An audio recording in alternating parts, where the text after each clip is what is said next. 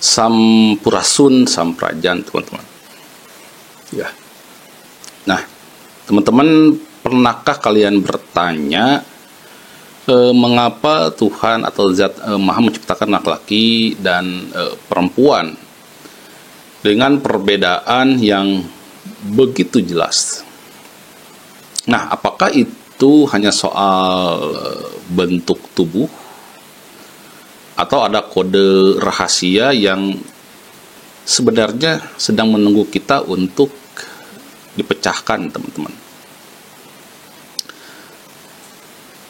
Untuk jawaban logisnya, karena keseimbangan, teman-teman.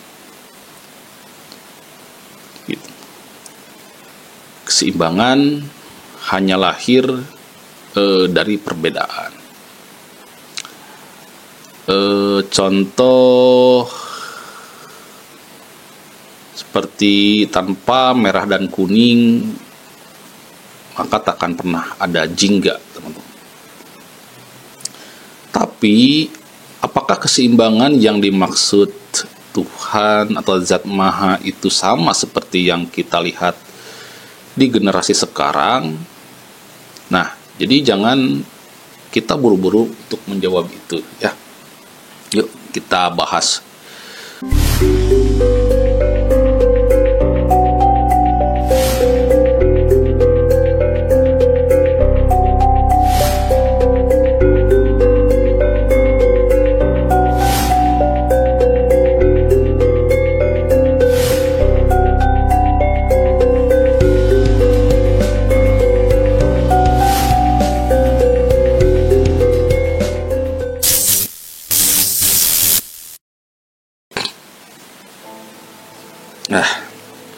Nah, teman-teman, sebuah generasi terbentuk secara genetis, ya, dan genetis itu bukan takdir, ya. Genetis adalah nasib yang kita ukir lewat pilihan, teman-teman, setiap hari, gitu ya. Setiap hari DNA kita belajar dari apa yang kita pikirkan, rasakan, dan kita lakukan, teman-teman. Nah, bayangkan tubuh kita itu seperti perpustakaan. Setiap buku di dalamnya adalah gen. Nah, kebiasaan kita menentukan buku mana yang harus dibuka dan buku mana yang akan dibiarkan untuk berdebu, gitu ya. Nah, ilmu ini disebut epigenetika, teman-teman. Ilmu yang mempelajari bagaimana gaya hidup dan lingkungan kita bisa menghidupkan dan mematikan potensi gen kita. Dan yang lebih menarik, perubahan itu tidak hanya berhenti di kita, teman-teman. Ini bisa diwariskan ke anak, cucu, bahkan ke cicit kita, teman-teman. Nah, jadi ketika melihat ketidakseimbangan antara laki-laki dan perempuan hari ini, itu adalah yang sudah diwariskan sejak generasi sebelumnya. Nah, mari kita tarik lebih dalam ke dalam tubuh kita sendiri, teman-teman. Jadi, tahukah kalian semua sel manusia punya bagian bernama mitokondria atau pembangkit energi sel, teman-teman. Dan seluruh mitokondria di tubuh kita itu berasal dari garis ibu. Artinya, kualitas energi seluruh tubuh manusia sepenuhnya berada di tangan perempuan, teman-teman. Kualitas pembentukan janin sangat bergantung pada bagaimana perempuan menjaga dan memprogram mitokondrianya. Dan hebatnya lagi, DNA mitokondria ini tidak bercampur dengan DNA ayahnya. anak laki-laki bisa menerima tapi tidak bisa meneruskan. Hanya anak perempuan yang bisa mewariskan ya.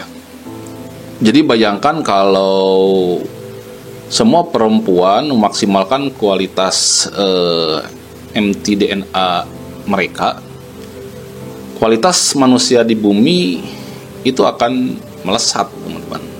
Nah, tapi manusia yang kualitasnya tinggi itu sulit dikendalikan, teman-teman. Nah, maka sejarah mulai membentuk narasi, teman-teman, seperti perempuan itu lemah gitu, perempuan itu rapuh gitu, terus perempuan itu harus selalu dilindungi gitu kan. Yang ada sekarang kan seperti itu ya. Nah, itu padahal kekuatan itu sudah ada di tubuhnya sejak awal, teman-teman. Nah, mari kita beralih ke otak ya, teman-teman. Banyak yang percaya ada otak laki-laki dan otak perempuan, otak perempuan ya. Tapi faktanya otak adalah organ unisex, teman-teman. Memang rata-rata ukuran otak pria itu 10% lebih besar. Tapi ukuran itu tidak sama dengan kemampuan ya. Misalkan contohnya ini seekor burung kolibri misalkan. Seekor burung punya otak yang kecil sekali, tapi dia mampu terbang mundur, bermanuver di udara dan menghafal lokasi ribuan bunga-bunga gitu. Jadi ukuran itu tidak bisa menentukan kualitas, teman-teman. Nah, perbedaan kemampuan yang kita lihat bukan desain dari Tuhan atau Zat Maha, teman-teman. Itu hasil dari budaya, terus norma, terus pendidikan yang membentuk cara kita menggunakan otak, teman-teman. Nah, Tuhan menciptakan laki-laki dan perempuan dengan fungsi utama yang sama, teman-teman. Meski tampil beda, ya. Meski tampil berbeda. Kita punya organ reproduksi yang berbeda. Tapi dalam hal kecerdasan, spiritualitas, kepemimpinan, kreativitas, kita itu setara, teman-teman. Tampil berbeda bukan berarti berfungsi berbeda atau fungsinya beda. Justru perbedaan ini adalah kode keseimbangan yang sejak awal ditanamkan, teman-teman. Nah, sayangnya kemakmuran kan tidak lahir kalau perbedaan ini dijadikan arena pertarungan laki-laki melawan perempuan atau perempuan melawan laki-laki, teman-teman. Kita lupa itu bukan pertarungan antar jenis kelamin. Ini adalah pertarungan hidup manusia untuk menguasai dirinya sendiri. Pria bertarung untuk menguasai dirinya sendiri juga gitu.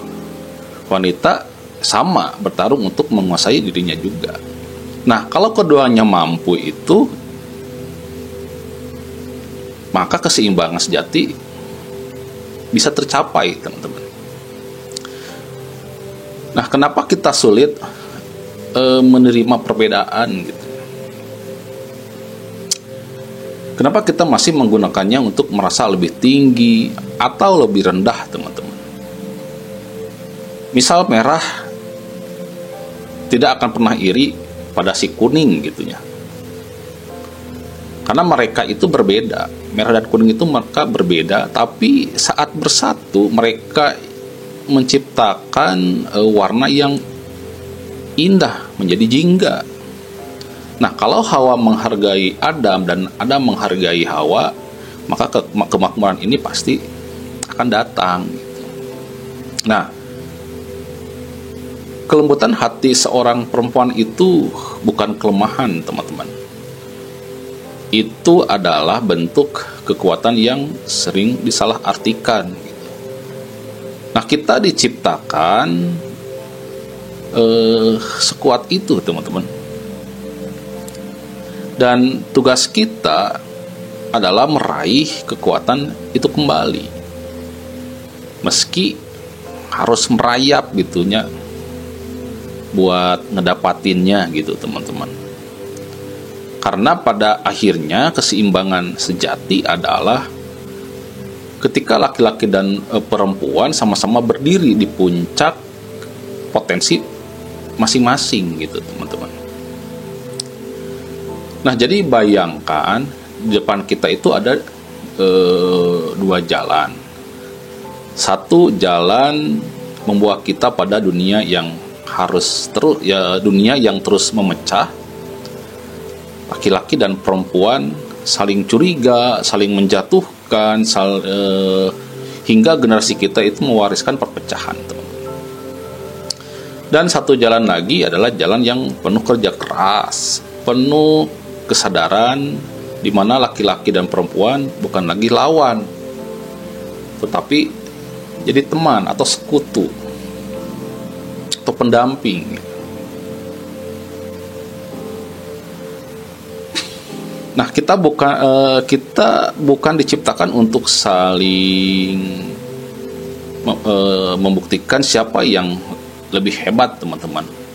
Kita diciptakan untuk saling melengkapi, menggabungkan kekuatan unik kita menjadi satu keseimbangan yang tidak tergoyahkan gitu. Nah, jadi bayangkan jika dalam satu generasi saja kita mulai mengubah cara kita memandang satu sama lain, maka anak-anak kita akan tumbuh di dunia yang lebih adil. Mereka akan melihat ayah dan ibu bukan sebagai pihak yang saling tarik-menarik, tapi sebagai dua pilar yang kokoh yang menopang atap yang sama, teman-teman. Nah, itulah keseimbangan sejati, itulah kemakmuran yang sesungguhnya, teman-teman. Dan sekarang pilihan itu ada di tangan kita. Nah, apakah kita akan melanjutkan warisan perpecahan atau menciptakan generasi yang akhirnya mengerti bahwa kita memang diciptakan berbeda gitu, teman-teman.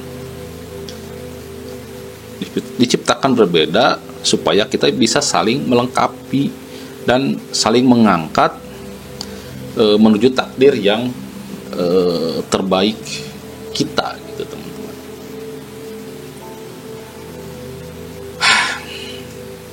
Ya, Rasun, Rajan.